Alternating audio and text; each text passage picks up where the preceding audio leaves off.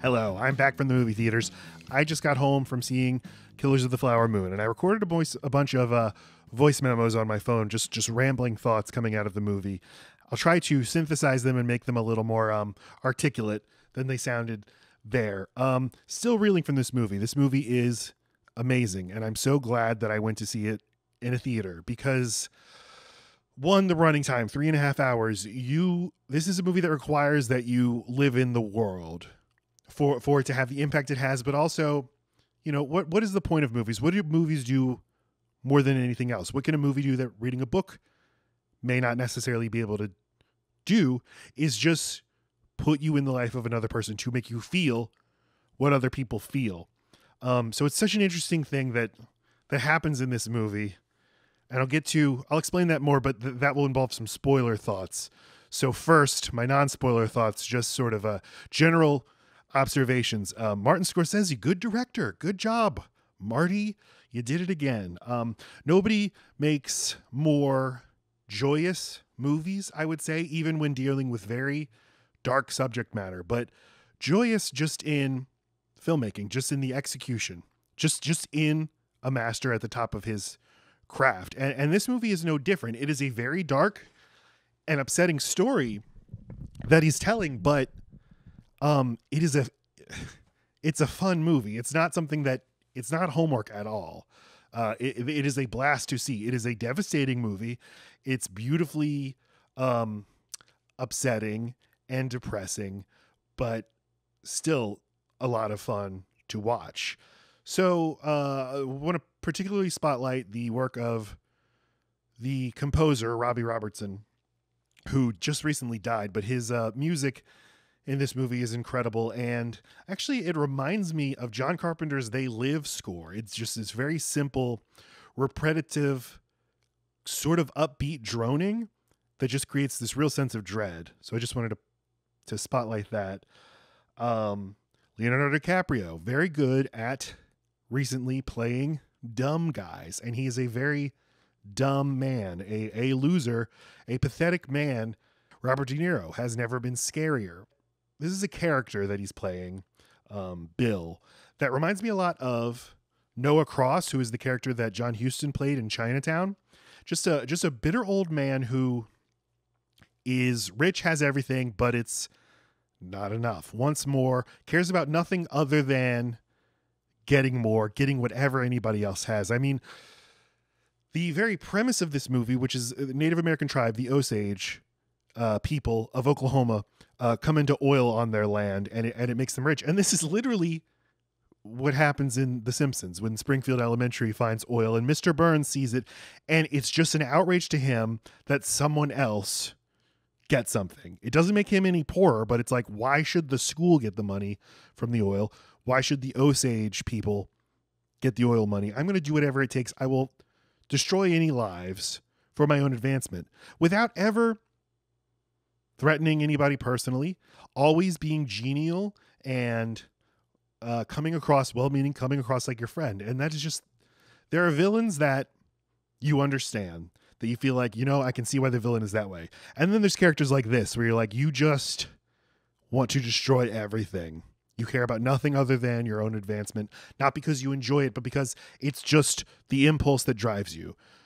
And then the third major performance is the one that has gotten the most praise, Lily Gladstone as Molly. Truly is a revelation. I've never seen Reservation Dogs, so this was my first major exposure to her. To whatever extent Oscars matter, she deserves all of them. I certainly hope that they run her in Best Actress and not Best Supporting Actress. This is one of the most incredible and just sort of unique performances I've seen in a long time. So stoic and dignified, smart, very quiet, but also very funny. Despite all the horrible things that happened to her, this is a very funny performance. Mild spoilers now for what happens in Killers of the Flower Moon. I think that the main thing I've been thinking about since it ended is kind of the way the movie itself ends after a 3.5 hour story of these horrific murders that happen in this community where more than 30 members of this Native American community, the Osages, are killed And then finally, in the last 45 minutes of the movie, the FBI shows up, led by Jesse Plemons, who's very good. It's not like an intricate mystery for them to solve. They figure it out pretty efficiently. They do some interviews, make some arrests, and that's that. They prosecute. And the point here being, the local authorities, the state authorities could have done this at any moment, but either were participants, were complicit themselves, or just indifferent. Okay, so all of that happens, and then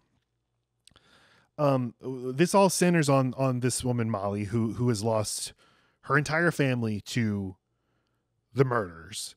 And then we transition to this 1950s radio play retelling of all of this. And then Martin Scorsese himself appears as an actor to sort of read the obituary or summarize the obituary of Molly and say what happened to her, and point out that the obituary didn't even point out the involvement the murders had in her life. Like, the most important detail by far was just omitted.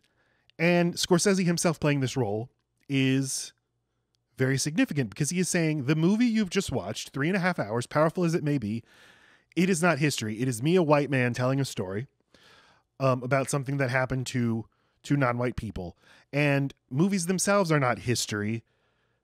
History itself, as a practice, is based on, especially for things in the distant past, you review primary documents, you review primary sources, court cases, letters, newspaper articles. But even in this case, they would not tell you the necessary details. In fact, they wouldn't tell you the most important details. And the identity, what stories people choose to tell matters more than anything. Why don't most Americans know about the Osage murders? Why don't most Americans know about the Tulsa massacre that it also plays a role in this movie? The reason is that the people who make the decisions about what gets taught in school either feel like this doesn't apply to me, this is not about me, or they want to cover it up. But I think the more pervasive thing is just the feeling that this is not something that happens to me, so it's not something we need to worry about. So that brings me to DiCaprio's character, because the entire movie is, in a sense, told from his perspective. You feel like you are DiCaprio's character, Ernest, who is a dumb man, also a man devoid of empathy. He loves his wife, Lily Gladstone, who is a Native American woman. He does love her, but he, despite being complicit in murders of her family members, and in some cases doing the crimes himself, doesn't connect his own deeds to the things that are happening. There's a lot of discussion about being a witness to history rather than influencing history yourself, and that confusion that some people have. Some people think, I see things happening, but I don't have an influence on what they happen. But we all have an influence, and the more powerful we are, the more powerful our influence is. DiCaprio, Ernest, is causing these things to happen. He's a primary actor in all this horrific stuff that's happening to his wife, but he doesn't have any thoughts, any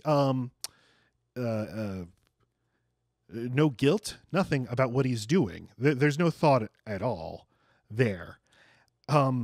Just a fascinating way through which to view this story of these horrific things that happen to Molly, real life historical character. We go back again to Scorsese's point that you cannot get the scope of a person's life in an article, in a radio play, even a 3.5 hour movie, or a book. I mean, nobody's lives can be reduced the way that they are collapsed into neat little anecdotes to tidbits.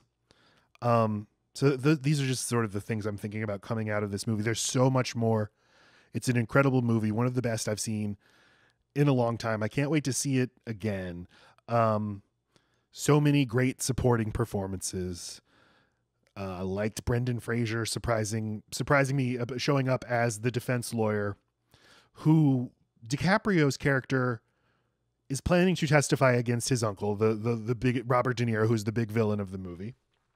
And Brendan Fraser's lawyer character says basically like, I'm your lawyer. And then the judge says, is that your lawyer? And he's like, I've never met that man, but he might be. Just this sort of confusion, this being overwhelmed by circumstances and literally not knowing who your lawyer is and saying he might be. I don't know. I have to talk to him. Once again, the confusion between being an actor in history, being an actor in events, and feeling like you're out of control of them. Never does he consider, I have agency. I can say he's not my lawyer. I can get my own lawyer. I can do whatever I want to do. I can help my wife. I can help my family, or I can help my uncle. But he just feels so out of control.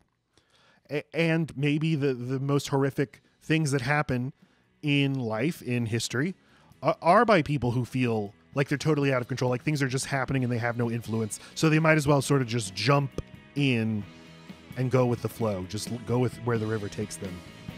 See Killers of the Flower Moon. 5 stars from me. Great movie. Okay, thank you for your attention.